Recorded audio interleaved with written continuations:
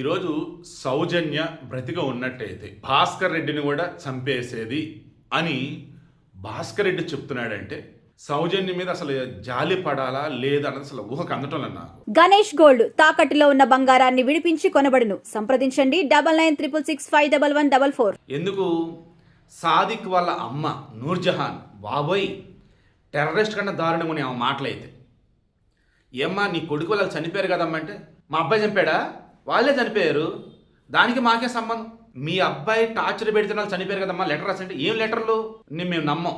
మా ఇంటిగా సౌజన్య వచ్చి మా దగ్గర ఉన్నటువంటి తెలుగు ఖురాన్ని ఇమ్మని అడిగి బుర్కా తెప్పించుకొని ఆ బుర్కాతో కలిసి మా వాడితో అటు ఇటు షికారులు చేసింది. మేము వద్దు అని చెప్తున్నా సరే లేదు సాదిక్ మాకు బాగా నచ్చాడు, సౌజన్య కనుక పెళ్లి కాకుండా ఉన్నట్టయితే సాదిక్ ఇచ్చి పెళ్లి చేసాడు అని చెప్పేసి సౌజన్య వాళ్ళ నాన్న కూడా చెప్పాడు. ఒకరోజు మా ఇంటికి వచ్చి ఏంటి ఇదంతా, ఇప్పుడు మా అబ్బాయిని బలి చేస్తారేంటి, వాళ్ళు ఏదో కావాలని లెటర్లు రాస్తే అది ఎలా మీరు నమ్ముతారు, విచారణ చేయండి అని ఆమె మాట్లాడుతుంటే ఈలోపు వాళ్ళ చెల్లో అక్క సాజిదానో ఎవరో ఆమంటారు మా వాడితో బరి తెగించి ఆమె తిరిగింది, మా వాడు అందంగా ఉంటాడు అందుకని మా వాడు ట్రాప్ చేసింది. ఇతను సౌజన్య కన్నా 10 సంవత్సరాలు చిన్నవాడు అంట, అయినా కానీ ఆమెతో ఉన్నాడంటే ఆమె ఏ మత్తు మంది పెట్టి మా వాడిని ఇలా చేసిందో, మా వాడు చాలా మంచివాడు, మంచి మంచి పరిచయాలు ఉన్నాయి అని వాళ్ళ సిస్టర్ అంటుంది.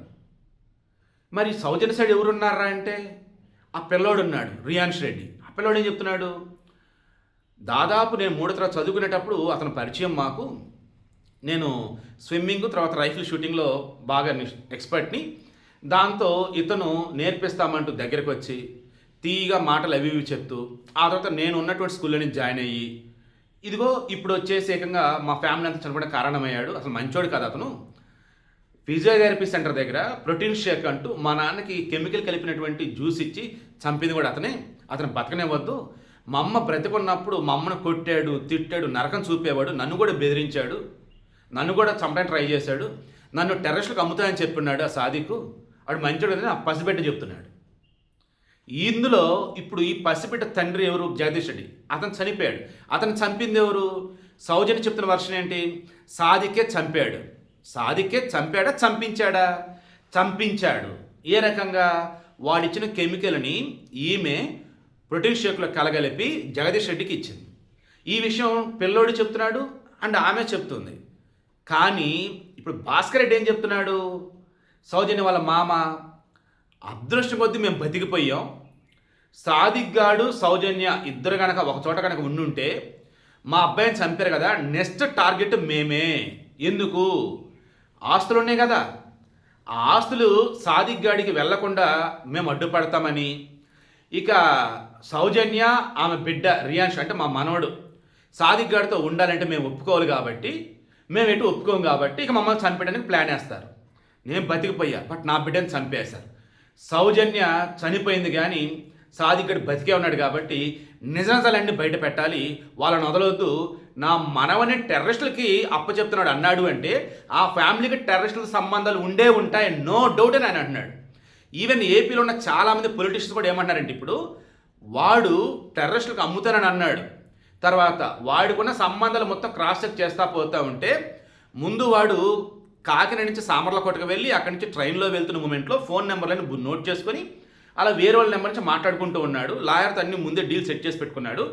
ఇక ఆ తర్వాత వాడి స్టేషన్లో దిగి అక్కడి నుంచి సోలాపూర్ వెళ్ళి, సోలాపూర్ నుంచి ఢిల్లీ వెళ్ళి, ఢిల్లీ నుంచి మీరట్ వెళ్ళి, ఆ మీరట్లో ఉంటే అబ్బాస్ అనబడి ఇంకొక రైఫిల్ షూటర్ తనకు సాయం చేస్తే 1 డే కనుక డిలే కనుక అయినట్టయితే పోలీసులు వెళ్ళడం వాడు కేరళ వెళ్ళిపోయాడు, కేరళ నుంచి గల్ఫ్ అనమాట.